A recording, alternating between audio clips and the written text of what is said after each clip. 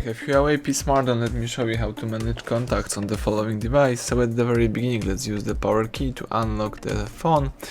Here you have to find and select the contacts app right here, and here let me choose more. Now select import export, and as you can see here you can manage your contacts, so you can import the contacts from storage. As you can see right here, you can import also from SIM,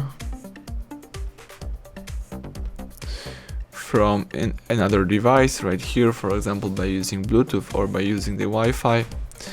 You can also export contacts to the storage.